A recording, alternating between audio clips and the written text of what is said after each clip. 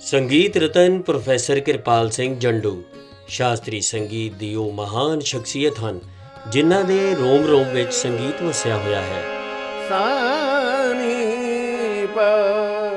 ਜ਼ਿਲ੍ਹਾ ਜਲੰਧਰ ਦੇ ਪੈਂਦੇ ਕਸਬਾ ਪੋਪੁਰ ਵਿੱਚ ਇੱਕ ਪਿੰਡ ਡੱਲੀ ਵਿੱਚ ਜਨਮੇ ਮਾਤਾ ਕਿਸ਼ਨ ਕੌਰ ਅਤੇ ਪਿਤਾ ਜਗਜੀਤ ਸਿੰਘ ਜੀ ਦੀ ਸਨੇਹਮਈ ਠੰਡੀ ਛਾਂ ਵਿੱਚ ਉਹਨਾਂ ਨੇ ਸੰਗੀਤ ਦੀ ਸ਼ੁਰੂਆਤੀ ਸਿੱਖਿਆ ਆਪਣੇ ਤਾਇਆ ਜੀ ਮਹੰਤ ਪਰਮਾਤਮਾ ਸਿੰਘ ਜੀ ਤੋਂ ਪ੍ਰਾਪਤ ਕੀਤੀ ਅਤੇ ਸੰਗੀਤ ਦੇ ਤਰਾਤਲ ਤੇ ਰੱਖੇ ਇਹ ਨੰਨੇ ਕਦਮ ਇੱਕ ਵਿਰਾਟ ਸਫ਼ਰ ਵਿੱਚ ਤਬਦੀਲ ਹੋਏ। ਉਹਨਾਂ ਦੇ ਤੇਜ਼ ਦਿਮਾਗ, ਕੋਮਲ ਹਿਰਦੇ, ਨੈਤਿਕ ਗੁਣ ਅਤੇ ਅਨੁਸ਼ਾਸਿਤ ਜੀਵਨ ਨੇ ਲੋਕਪ੍ਰਿਯਤਾ ਦੀ ਪਹਿਲੀ ਨੀਂਹ ਆਪਣੇ ਪਿੰਡ ਦੇ ਸਰਕਾਰੀ ਮਿਡਲ ਸਕੂਲ ਦੀਆਂ ਕੰਧਾਂ ਤੇ ਬੜੀ ਹੀ ਆਸਾਨੀ ਨਾਲ ਲਿਖੀ। ਪ੍ਰੋਫੈਸਰ ਕਿਰਪਾਲ ਸਿੰਘ ਜੰਡੂ ਤੇ ਉਹਨਾਂ ਦੇ ਭਰਾ ਨੇ ਇੱਕ ਸੱਚੇ ਸੰਗੀਤ ਗੁਰੂ ਦੀ ਤਲਾਸ਼ ਬੜੀ ਹੀ ਮਿਹਨਤ ਨਾਲ ਕੀਤੀ ਅਤੇ ਸੰਗੀਤ ਸਮਰਾਟ ਪੰਡਿਤ ਹਰੀਸ਼ ਚੰਦਰ ਬਾਲੀ ਜੋ ਉਸ ਸਮੇਂ ਦੇ ਮੰਨੇ ਪਰਮੰਨੇ ਸੰਗੀਤ ਸਮਰਾਟਾਂ ਵਿੱਚੋਂ ਇੱਕ ਸਨ ਨੂੰ ਆਪਣਾ ਗੁਰੂ ਤਾਰਿਆ।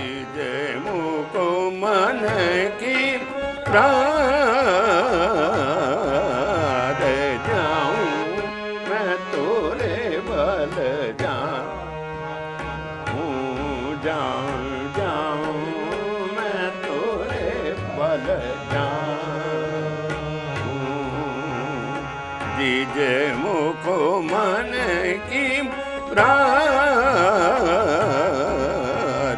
जाऊं मैं तोरे बल जाऊं। 19 ਸਾਲ ਦੀ ਸਖਤ ਗੁਰੂ ਸ਼ਿਸ਼ ਪਰੰਪਰਾ ਨਿਭਾਉਂਦਿਆਂ ਸੰਗੀਤ ਦੀ ਸਿੱਖਿਆ ਪ੍ਰਾਪਤ ਕੀਤੀ ਤੇ ਬਾਅਦ ਵਿੱਚ ਆਪਣੇ ਸ਼ਾਗਿਰਦ ਕੀ ਬੱਚੇ, ਬੁੱਢੇ, ਜਵਾਨ ਸਭ ਨੂੰ ਸੰਗੀਤ ਦੀਆਂ ਬਰੀਕੀਆਂ ਤੋਂ ਜਾਣੂ ਕਰਵਾਇਆ ਤੇ ਸੰਗੀਤ ਨੂੰ ਕਿਵੇਂ ਸਿੱਖਣਾ ਤੇ ਸਿਖਾਉਣਾ ਹੈ ਇਸ ਜੁਗਤੀ ਤੋਂ ਜਾਣੂ ਕਰਵਾਇਆ। ਰੇ ਮਾ ਪਾਨੀ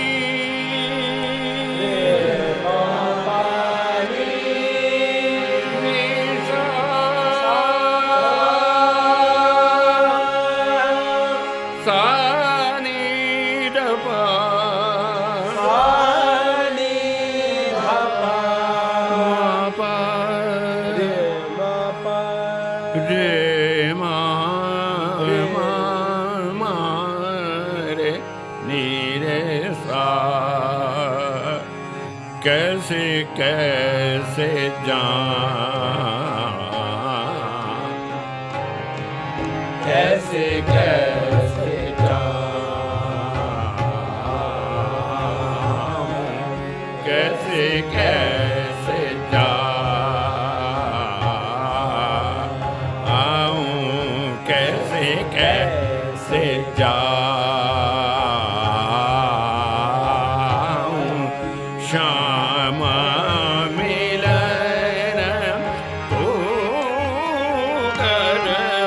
कैसे कैसे जा कैसे कैसे जा।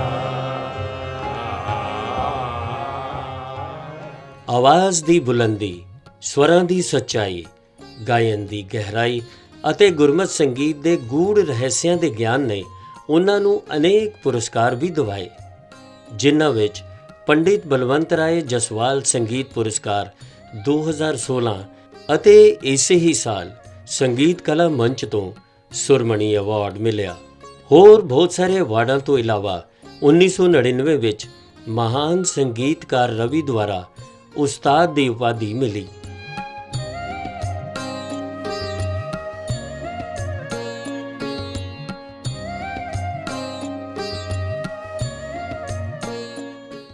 ਨਾਮਧਾਰੀ ਸਮਾਜ ਦੇ ਪਰਮ ਪੂਜਨੀਕ ਸਤਿਗੁਰੂ ਜਗਜੀਤ ਸਿੰਘ ਜੀ ਨੇ ਆਪਣੇ ਸਮੁਦਾਇ ਦੇ ਨਾਮਧਾਰੀ ਸੰਗੀਤ ਕੇਂਦਰ ਜਲੰਧਰ ਖੇਤਰ ਲਈ ਇਹਨਾਂ ਨੂੰ ਸੰਗੀਤ ਗੁਰੂ ਨਿਯੁਕਤ ਕੀਤਾ। ਆਪ ਜੀ ਨੇ ਅਨੇਕਾਂ ਗੁਰਮਤਿ ਸੰਗੀਤ ਦੇ ਪ੍ਰਸਿੱਧ ਕੀਰਤਨੀਏ, ਸ਼ਾਸਤਰੀ ਸੰਗੀਤ ਵਾਦਕ, ਪਲੇਬੈਕ ਸਿੰਗਰ, ਪ੍ਰੋਫੈਸਰ, ਅਧਿਆਪਕ ਅਤੇ ਲਗਭਗ 50,000 ਤੋਂ ਵੀ ਵੱਧ ਵਿਦਿਆਰਥੀਆਂ ਨੂੰ ਸੰਗੀਤ ਦੀ ਸਿੱਖਿਆ ਪ੍ਰਦਾਨ ਕੀਤੀ। ਪਰਿਵਾਰਿਕ ਜੀਵਨ ਵਿੱਚ ਪ੍ਰੋਫੈਸਰ ਜੰਡੂ ਆਪਣੇ ਬੇਟੇ ਖੁਸ਼ਪਾਲ, ਆਪਣੀ ਨੂੰਹ ਅਤੇ ਪੋਤੇ ਨਾਲ ਸੁਖਮਈ ਜੀਵਨ ਬਤੀਤ ਕਰ ਰਹੇ ਨੇ ਅਤੇ ਆਪਣੀ ਨੂੰਹ ਨੂੰ ਧੀਏ ਧੀਏ ਕਹਿੰਦੇ ਨਹੀਂ ਥੱਕਦੇ, ਜੋ ਕਿ ਅੱਜ ਦੇ ਸਮਾਜ ਨੂੰ ਇੱਕ ਸੁਨੇਹਾ ਹੈ।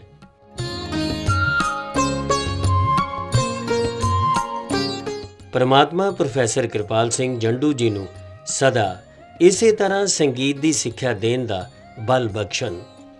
ਇਸ ਸੰਗੀਤ ਸਿੱਖਿਆ ਨੂੰ ਸਦਾ ਜ਼ਿੰਦਾ ਰੱਖਣ ਲਈ ਉਹਨਾਂ ਨੇ ਆਪਣੇ ਬੇਟੇ ਖੁਸ਼ਪਾਲ ਨੂੰ ਇਹ ਵਿਰਾਸਤ ਸੰਭਾਲਣ ਦੀ ਜ਼ਿੰਮੇਵਾਰੀ ਸੌਂਪੀ ਹੈ। मैं तोरे बल जाऊं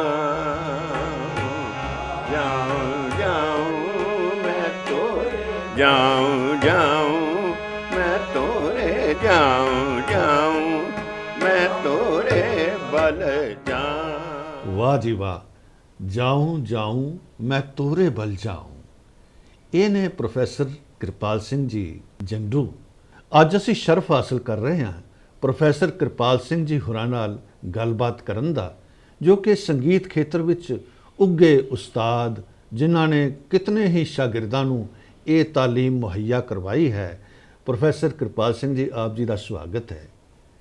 ਥੈਂਕ ਯੂ। ਪ੍ਰੋਫੈਸਰ ਸਾਹਿਬ, ਇਸ ਤਰ੍ਹਾਂ ਹੈ, ਸੰਗੀਤ ਕਈ ਵਾਰੀ ਪਹਿਲਾਂ ਸਰਵਣ ਕੀਤਾ ਜਾਂਦਾ ਹੈ, ਉਸ ਤੋਂ ਬਾਅਦ ਇਸ ਦੀ ਚੇਟਕ ਲੱਗਦੀ ਹੈ, ਭਾਵ ਸੰਗੀਤ ਗਾਇਨ ਦੀ ਜਾਂ ਵਾਦਨ ਦੀ। ਆਪ ਜੀ ਨੇ ਸੰਗੀਤ ਜਦੋਂ ਆਰੰਭ ਕੀਤਾ ਹੈ, ਪਹਿਲਾਂ ਸਰਵਣ ਕਰਕੇ ਚੇਟਕ ਲੱਗੀ ਹੈ ਜਾਂ ਆਪ ਮੁਹਾਰੇ ਹੀ ਵਲਵਲਾ ਉੱਠਿਆ ਹੈ ਕਿ ਮੈਂ ਸੰਗੀਤ ਖੇਤਰ 'ਚ ਗਾਇਨ ਖੇਤਰ ਵੱਲ ਜਾਵਾਂ ਜਾਂ ਵਾਦਨ ਖੇਤਰ ਵੱਲ?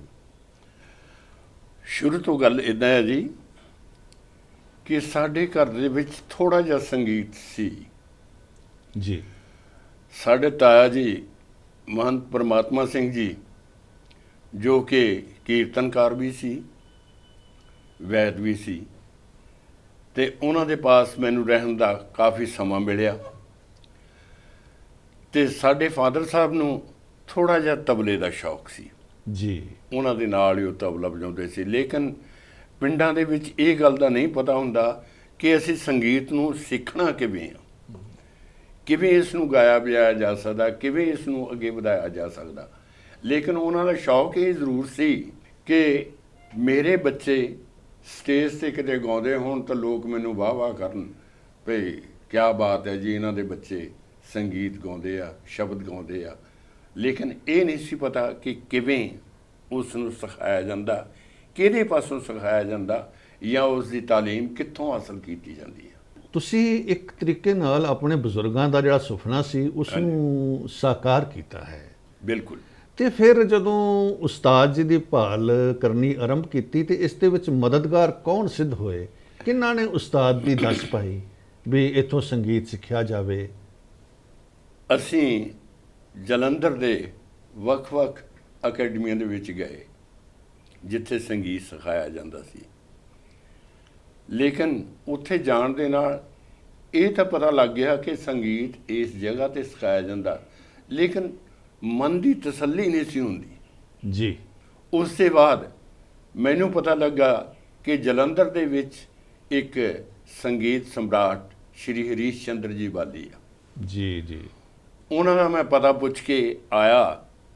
ਜਦ ਮੈਂ ਆ ਕੇ, ਇਹ ਜਨਵਰੀ ਮਹੀਨਾ ਸੰਨ 1957 ਦੀ ਗੱਲ ਆ, ਜਦ ਮੈਂ ਉਹਨਾਂ ਦੇ ਘਰ ਗਿਆ ਤਾਂ ਉੱਥੇ ਦਰਵਾਜ਼ੇ ਨੂੰ ਖੜਕਾਇਆ ਤੇ ਗੁਰੂ ਜੀ ਦਰਵਾਜ਼ੇ ਤੋਂ ਬਾਹਰ ਨਿਕਲੇ, ਕਹਿੰਦੇ ਆਓ ਜੀ। ਤੇ ਮੇਰੇ ਮਨ 'ਚ ਉਸੇ ਵੇਲੇ ਆਇਆ ਕਿ ਇੱਥੋਂ ਕੁਛ ਨਾ ਕੁਛ ਮਿਲੇਗਾ।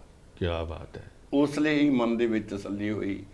ਜਿਵੇਂ ਅਸੀਂ ਕਿਸੇ ਧਾਰਮਿਕ ਸਥਾਨ ਤੇ ਜਾਂਦੇ ਹਾਂ, ਆਪਣੀ ਆਸਥਾ ਨੂੰ ਲੈ ਕੇ, ਤਾਂ ਪਤਾ ਲੱਗਦਾ ਵੀ ਇੱਥੋਂ ਹੀ ਮੇਰੀ ਮੁਰਾਦ ਪੂਰੀ ਹੋਏਗੀ। ਉਹਨਾਂ ਨੇ ਕਿਹਾ ਕਿ 6 ਫਰਵਰੀ 1957 ਨੂੰ ਅਸੀਂ ਸ਼੍ਰੀ ਦੇਵੀ ਤਾਲਾਬ ਦੇ ਉੱਤੇ ਹਰਵੱਲਭ ਸੰਗੀਤ ਅਕੈਡਮੀ ਖੋਲ੍ਹ ਰਹੇ ਹਾਂ ਤੇ ਤੁਸੀਂ ਉੱਥੇ ਆ ਜਾਓ। ਉੱਥੇ ਫੀਸਾਂ ਵੀ ਬਹੁਤ ਘੱਟ ਹੋਣਗੀਆਂ ਤੇ ਟਾਈਮ ਵੀ ਉੱਥੇ ਬਿਲਕੁਲ ਠੀਕ ਟਾਈਮ ਹੋਏ ਹੋਣਗੇ, ਤੇ ਤੁਸੀਂ ਉੱਥੇ ਅਗਰ ਆ ਜਾਓਗੇ ਤਾਂ ਸੰਗੀਤ ਸਿੱਖੋਗੇ। ਮੈਂ 6 ਫਰਵਰੀ 1957 ਨੂੰ ਸ਼੍ਰੀ ਦੇਵੀ ਤਾਲਾਬ ਪਹੁੰਚਾ ਤੇ ਉੱਥੇ ਹਰਵੱਲਭ ਸੰਗੀਤ ਅਕੈਡਮੀ ਦਾ ਕੋਈ ਥੋੜ੍ਹਾ ਜਿਹਾ ਪ੍ਰੋਗਰਾਮ ਹੋਇਆ, ਉਸ ਦੇ ਬਾਅਦ ਜਿਹੜੇ ਐਡਮਿਸ਼ਨ ਹੋਣ ਲੱਗੀ ਤੇ ਰਜਿਸਟਰ 'ਚ ਸਭ ਤੋਂ ਪਹਿਲੇ ਮੇਰਾ ਨਾਂ ਦਰਜ ਹੋਇਆ ਜੀ। ਮੈਨੂੰ ਇਹ ਵੀ ਬੜਾ ਇੱਕ ਮਾਣ ਆ ਉਸ ਗੱਲ ਤੇ ਕਿ ਹਰਵੱਲਭ ਦੇ ਉੱਤੇ ਇੰਨੇ ਲੋਕ ਦੂਰੋਂ ਦੂਰੋਂ ਵਿਦੇਸ਼ਾਂ 'ਚੋਂ ਵੀ ਆਉਂਦੇ ਆ ਜੀ। ਲੇਕਿਨ ਮੈਨੂੰ ਘਰ ਬੈਠੇ ਨੂੰ ਹੀ ਉਹ ਦਾਤ ਮਿਲ ਗਈ। ਬਾਲੀ ਸਾਹਿਬ ਪਾਸੋਂ ਤਾਲੀਮ ਹਾਸਲ ਕਰਕੇ ਉਸ ਤੋਂ ਬਾਅਦ ਤਕਰੀਬਨ ਕਿੰਨੇ ਕੁ ਸਾਲ ਆਪ ਜੀ ਨੇ ਤਾਲੀਮ ਹਾਸਲ ਕੀਤੀ ਸੰਗੀਤ ਦੀ? ਸਨ 6 ਫਰਵਰੀ 1957 ਤੋਂ ਲੈ ਕੇ ਜੀ। ਤਕਰੀਬਨ ਜੂਨ 76 ਤੱਕ ਮੈਂ ਉਹਨਾਂ ਦੇ ਸੰਪਰਕ 'ਚ ਰਿਹਾ। ਵਾਹ ਜੀ ਵਾਹ। ਜੂਨ 76 ਵਿੱਚ ਉਹਨਾਂ ਦੇ ਸੱਚਖੰਡ ਚਲੇ ਗਏ ਉਹ, ਜੀ। ਤੇ ਉਦੋਂ ਤੱਕ ਮੈਂ ਉੱਥੇ ਗਿਆ ਔਰ ਹੁਣ ਵੀ ਉੱਥੇ ਉਹਨਾਂ ਦੇ ਜਿਹੜੇ ਲੜਕੇ ਆ ਰਾਜਕੁਮਾਰ ਬਾਲੀ, ਉਹ ਸਾਰੇ ਸ਼ਿਫਟ ਹੋ ਗਏ ਅੰਮ੍ਰਿਤਸਰ। ਹੋਰ ਅੰਮ੍ਰਿਤਸਰ ਜਾਈਏ ਉੱਥੇ ਜਾਂ ਉਹਨਾਂ ਦੇ ਕਰੀਬ ਨਿਵਾਸ ਸਥਾਨ ਤੇ ਦਰਸ਼ਨ ਕਰਨ ਨੂੰ ਹੁਣ ਵੀ ਜਾਂਦੇ ਆ। ਪ੍ਰੋਫੈਸਰ ਸਾਹਿਬ, ਕਿਹੜੀ ਗਾਇਨ ਸ਼ੈਲੀ ਨੂੰ ਆਪ ਜੀ ਨੇ ਤਰਜੀਹ ਦਿੱਤੀ? ਗਾਇਨ ਸ਼ੈਲੀ ਮੈਂ ਸ਼ੁਰੂ ਤੋਂ ਮਿਊਜ਼ਿਕ ਵੋਕਲ ਨੂੰ ਹੀ ਤਰਜੀਹ ਦਿੱਤੀ ਔਰ ਮੈਂ ਵੋਕਲ ਮਿਊਜ਼ਿਕ ਦੇ ਵਿੱਚ ਹੀ ਉਹਨਾਂ ਤੋਂ ਸਿੱਖਿਆ। ਜਿੱਥੇ ਮੈਂ ਵੋਕਲ ਮਿਊਜ਼ਿਕ ਨੂੰ ਸਿੱਖ ਬੈਠਾ, ਉਸ ਦੀਆਂ ਡਿਗਰੀਆਂ ਹਾਸਲ ਕਰ ਲਈਆਂ, ਮੈਂ ਕਿਹਾ ਵੀ ਇੰਨੇ ਕੁ ਜੋਗਾ ਹੁਣ ਸਰਵਿਸ ਵੀ ਮੈਂ ਕਰ ਸਕਦਾ। ਕਿਹੜਾ ਘਰਾਣਾ ਸੀ ਜਿੱਥੋਂ ਤੁਸੀਂ ਯਾਨੀ ਕਿ ਜਿਹੜਾ ਉਹ ਸਿੱਖਿਆ ਸੰਗੀਤ ਦੀ ਇਹ ਘਰਾਣਾ ਇਸ ਤਰ੍ਹਾਂ ਸੀ ਜੀ ਕਿ ਪੰਡਤ ਭਾਸਕਰ ਰਾਓ ਜਿਹੜੇ ਜੀ ਸੀ ਜੀ, ਇਹ 3-4 ਬਹੁਤ ਤਕੜੇ ਉਸਤਾਦਾਂ ਕੋਲੋਂ, ਬਹੁਤ ਵੱਡੇ ਉਸਤਾਦਾਂ ਕੋਲੋਂ ਇਹਨਾਂ ਨੇ ਸਿੱਖਿਆ ਸੀ ਜੀ। ਤੇ ਇਸ ਵਾਸਤੇ ਉਹ ਕਿਸੇ ਇੱਕ ਉਸਤਾਦ ਦਾ ਨਾਮ ਨਹੀਂ ਸੀ ਲੈ ਸਕਦੇ। ਉਹਨਾਂ ਨੇ ਘਰਾਣਾ ਆਪਣੇ ਤੋਂ ਵੀ ਸ਼ੁਰੂ ਕੀਤਾ ਕਿ ਪੰਡਤ ਭਾਸਕਰ ਰਾਓ ਜੀ ਦਾ ਇਹ ਘਰਾਣਾ ਪ੍ਰਚਲਿਤ ਅੱਗੇ ਹੋਏਗਾ। ਕੀ ਬਾਤ ਹੈ।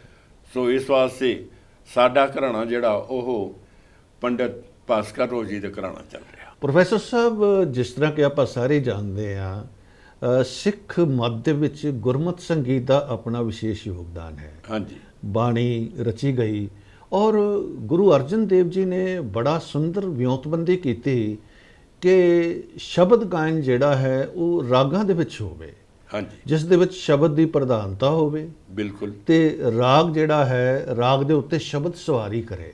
ਆਪ ਜੀ ਨੇ ਇਸ ਨੂੰ ਕਿਸ ਤਰ੍ਹਾਂ ਲਿਆ, ਇਸ ਖੇਤਰ ਨੂੰ, ਗੁਰਮਤਿ ਸੰਗੀਤ ਦੇ ਖੇਤਰ ਨੂੰ? ਸੰਗੀਤ ਸਿੱਖਣ ਤੋਂ ਪਹਿਲਾਂ ਮੈਂ ਕੁਝ ਸਾਲ ਆਪਣੇ ਤਾਇਆ ਜੀ ਦੇ ਸੰਪਰਕ 'ਚ ਰਿਹਾ। ਉਹਨਾਂ ਨੂੰ ਉਹਨਾਂ ਦੀ ਆਈਸਾਈਟ ਨਹੀਂ ਸੀ, ਉਹਨਾਂ ਨੂੰ ਨਜ਼ਰ ਨਹੀਂ ਸੀ ਆਉਂਦਾ, ਤੇ ਉਹਨਾਂ ਦਾ ਸੇਵਾ ਕਰਨੀ, ਉੱਥੇ ਮੈਂ ਉਹਨਾਂ ਦੇ ਪਾਸ ਰਿਹਾ। ਤੇ ਉਹ ਇੱਕ ਧਾਰਮਿਕ ਗ੍ਰੰਥ ਜਿੰਨੇ ਸੀ ਮੈਂ ਉਹ ਉੱਥੇ ਪੜ੍ਹੇ ਜੀ। ਔਰ ਸੰਗੀਤ ਸਿੱਖਣ ਤੋਂ ਪਹਿਲੇ ਸਨ 1955 ਦੀ ਗੱਲ ਆ ਕਿ 57 'ਚ ਮੈਂ ਮਿਊਜ਼ਿਕ ਸ਼ੁਰੂ ਕੀਤਾ ਤੇ ਇੱਕ ਮੈਂ ਸਾਖੀ ਪ੍ਰਮਾਣ ਪੜ੍ਹ ਰਿਹਾ ਸੀ ਜੀ। ਉਹਦੇ ਵਿੱਚ ਸਾਹਿਬ ਸ੍ਰੀ ਗੁਰੂ ਗ੍ਰੰਥ ਸਾਹਿਬ ਜੀ ਦੇ ਜੋ ਰਾਗਾਂ ਬਾਰੇ ਜ਼ਿਕਰ ਸੀ ਉਹ ਸੀ ਜੀ। ਇੱਕ ਕਵਿਤ ਦੇ ਰੂਪ ਵਿੱਚ। ਜੀ। ਉਹ ਸੀ ਕਿ ਸ਼੍ਰੀ ਰਾਗ ਮਾਝ ਗੌੜੀ ਆਸਾ ਸੰਗ ਭਈ ਭੌਰੀ, ਵਾਹ। ਗੁਜਰੀ ਗੰਧਾਰੀ ਤੇ ਬਿਹਾਗੜਾ ਸੁਹਾਇਓ ਹੈ, ਬੜਹੰ ਸੋਰਠ ਨਾਸਰੀ ਤੇ ਜੈਸਰੀ, ਤੋੜੀ ਤੇ ਬਰਾੜੀਓ ਤਲੰਗ ਸੂਹੀ ਛਾਇਓ ਹੈ, ਬਿਲਾਵਲ ਤੇ ਗੌਂਡ ਰਾਮਕਲੀ ਨਟ ਮਾਲੀ ਗੌੜਾ, ਮਾਰੂ ਤੇ ਤਖਾਰੀਓ ਕਿਦਾਰਾ ਪੈਰੋਂ ਪਾਇਓ ਹੈ, ਵਾਹ। ਬਸੰਤ ਸਾਰੰਗ ਮਲਹਾਰ ਕਾਨੜਾ ਕਲਿਆਣ, ਪ੍ਰਭਾਤੀ ਦੇ ਵਿਪਾਸ ਜੈਜਾਵੰਤੀ ਗੁਣ ਗਾਇਓ। ਵਾਹ ਜੀ ਵਾਹ, ਕੀ ਬਾਤ ਹੈ। ਸ੍ਰੀ ਰਾਗ ਤੋਂ ਲੈ ਕੇ ਔਰ ਜੈਜਾਵੰਤੀ ਤੱਕ ਸਾਰਾ ਵਿਖਿਆਨ ਹੋ ਗਿਆ। ਸਾਰੇ ਇਹ ਰਾਗਾਂ ਦਾ ਜ਼ਿਕਰ ਇਹਦੇ ਵਿੱਚ ਆ ਗਿਆ। ਤਾਂ ਮੇਰਾ ਸੰਪਰਕ ਸਨ 1974 ਦੇ ਵਿੱਚ ਨਾਮਧਾਰੀ ਸੰਪਰਦਾਇ ਨਾਲ ਹੋਇਆ ਜੀ। ਉੱਥੇ ਮੈਂ ਬੱਚਿਆਂ ਨੂੰ ਸਿਖਾਉਣਾ ਸ਼ੁਰੂ ਕੀਤਾ। ਜਿਹੜਾ ਸਿਖਾਉਣਾ ਸ਼ੁਰੂ ਕੀਤਾ ਉਸ ਦੇ ਨਾਲ ਸੰਗੀਤ ਸਿੱਖਿਆ ਸੀ, ਗੁਰਬਾਣੀ ਪਹਿਲਾਂ ਪੜ੍ਹੀ ਸੀ। ਤਾਂ ਮੈਂ ਉੱਥੇ ਜਾ ਕੇ ਸਤਿਗੁਰੂ ਜਗਜੀਤ ਸਿੰਘ ਜੀ ਮਹਾਰਾਜ ਨੇ ਜਿਹੜੇ ਮੈਨੂੰ ਅਪਾਇੰਟ ਕਰ ਦਿੱਤਾ ਕਿ ਜਲੰਧਰ ਦੇ ਬੱਚਿਆਂ ਨੂੰ ਤੁਸੀਂ ਸਿਖਾਉਣਾ, ਤੁਸੀਂ ਇੱਥੇ ਦੇ ਉਸਤਾਦ ਹੋ। ਅਤੇ ਮੈਂ ਫਿਰ ਮੈਨੂੰ ਉਹ ਸੰਗੀਤ ਨੂੰ ਅਤੇ ਗੁਰਬਾਣੀ ਨੂੰ ਇਕੱਠਾ ਕਰਨਾ ਪਿਆ। ਵਾਹ। ਉਹ ਗੁਰਮਤਿ ਸੰਗੀਤ ਹੈ ਜੋ ਗੁਰੂ ਦੇ ਮਤ ਦੇ ਅਨੁਸਾਰ ਸੰਗੀਤ ਚੱਲਿਆ, ਜਿਸ ਦੇ ਵਿੱਚ ਅਸੀਂ ਸ਼ਬਦ ਦੀ ਪ੍ਰਧਾਨਤਾ ਰੱਖਦੇ ਹਾਂ। ਯਾਨੀ ਕਿ ਅੱਜ ਕਿਸੇ ਸੁਨਿਆਰੇ ਨੂੰ ਕਹੋ ਕਿ ਮੈਨੂੰ ਇੱਕ ਚੈਨੀ ਚਾਹੀਦੀ ਜੀ, ਮੈਨੂੰ ਸੋਨੇ ਦਾ ਜ਼ੇਵਰ ਚਾਹੀਦਾ ਜੀ, ਅਤੇ ਉਹ ਕਦੀ ਤੁਹਾਨੂੰ ਹੱਥ 'ਚ ਨਹੀਂ ਫੜਾਉਂਦਾ। ਉਹ ਹਮੇਸ਼ਾ ਹੀ ਇੱਕ ਪਲੇਟ ਲਏਗਾ, ਉਸ ਦੇ ਵਿੱਚ ਰੈੱਡ ਜਾਂ ਪੀਲਾ ਜਾਂ ਹਰਾ ਕਾਗਜ਼ ਰੱਖੇਗਾ, ਉਹਦੇ ਉੱਤੇ ਜ਼ੇਵਰ ਰੱਖੇਗਾ ਤਾਂ ਕਿ ਜ਼ੇਵਰ ਦੀ ਸ਼ੋਭਾ ਬਣੇ। ਅਸੀਂ ਇਸੇ ਤਰ੍ਹਾਂ ਹੀ ਗੁਰਬਾਣੀ ਨੂੰ ਜਿਹੜੀ ਹੈ ਸੰਗੀਤ ਦੇ ਵਿੱਚ ਪਰੋਸ ਕੇ ਅੱਗੇ ਕਰਦੇ ਹਾਂ ਕਿ ਮਹਾਨਤਾ ਜਿਹੜੀ ਆ ਗੁਰਬਾਣੀ ਨੰਬਰ 1 ਤੇ ਰਹੇ, ਸੰਗੀਤ ਉਸ ਨੂੰ ਅੱਗੇ ਚਲਾਵੇ।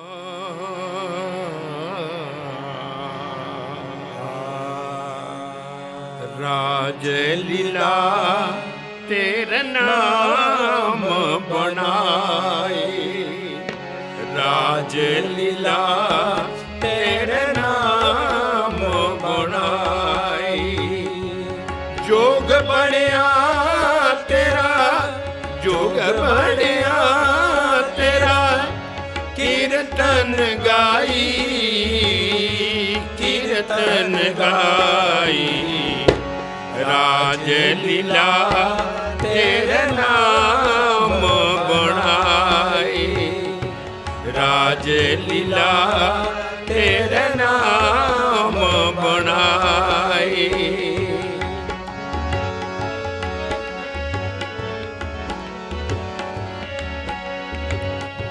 ਸਰਬ ਸੁਖਾ ਬਣੇ ਤੇਰੇ ਓਲੇ, ਪਰਮ ਕੇ ਪਰਦੇ ਸਤਿਗੁਰ ਖੋਲੇ,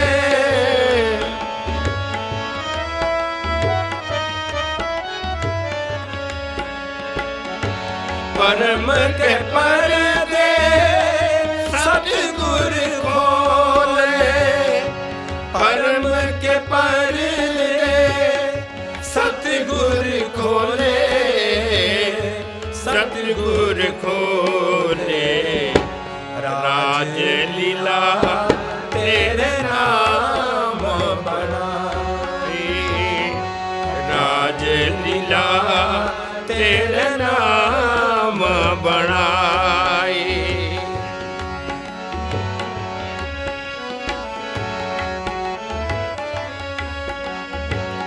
ਹੁਕਮ ਬੂਝੇ ਰੰਗ ਰਸ ਮਾਣੇ, ਸਤਿਗੁਰ ਸੇਵਾ ਮਹਾ ਨਿਰਵਾਣੇ, ਜਿਨ ਪੂਜਾ ਕਾ ਸੋ ਕ੍ਰਿਸੇ ਉਦਾਸੀ ਪਰਵਾਨ, ਨਾਮ ਰਤਾ ਸੋਈ ਨਿਰਵਾਣ,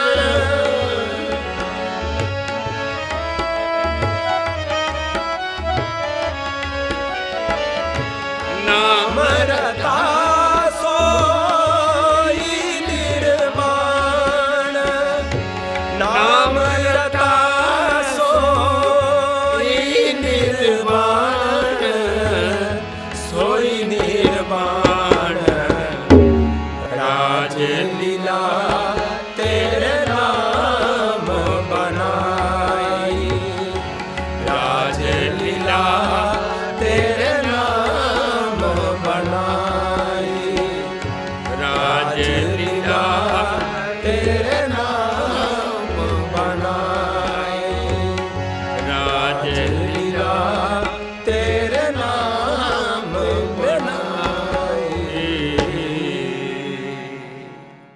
ਸ਼ਾਗਿਰਦ ਤੇ ਆਪਨੇ ਬਹੁਤ ਸਾਰੇ ਤਿਆਰ ਕੀਤੇ ਹੈ। ਹਾਂਜੀ, ਸਭ ਤੋਂ ਤੁਹਾਨੂੰ ਕੀ ਮਹਿਸੂਸ ਹੁੰਦਾ ਹੈ, ਕਿਹੜਾ ਸ਼ਾਗਿਰਦ ਐਸਾ ਹੈ ਜਿਹੜਾ ਬਹੁਤ ਬਿਹਤਰੀਨ ਤਰੀਕੇ ਨਾਲ ਆਪ ਜੀ ਦੇ ਨਕਸ਼ੇ ਕਦਮ ਤੇ ਤੁਰਿਆ ਹੋਵੇ?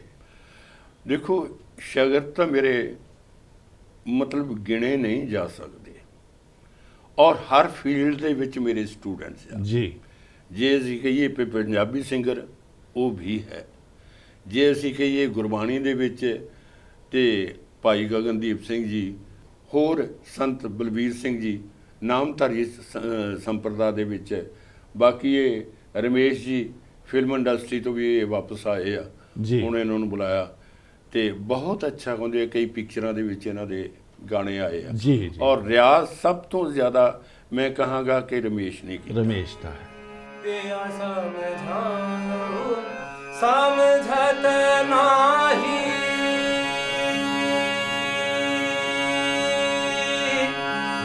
ਨਾ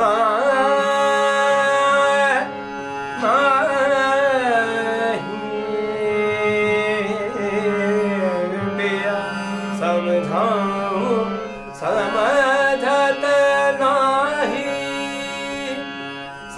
ਕਦੀ ਵੀ ਕਦੀ ਸੈਟੀਸਫੈਕਸ਼ਨ ਨਹੀਂ ਹੋਈ ਕਿ ਮੈਂ ਸ਼ਾਗਿਰਦ ਨੂੰ ਕਹਿ ਦਾਂ ਥਾਪੀ ਮਾਰ ਕੇ ਬਸ ਓਕੇ ਆ ਜਾਓ।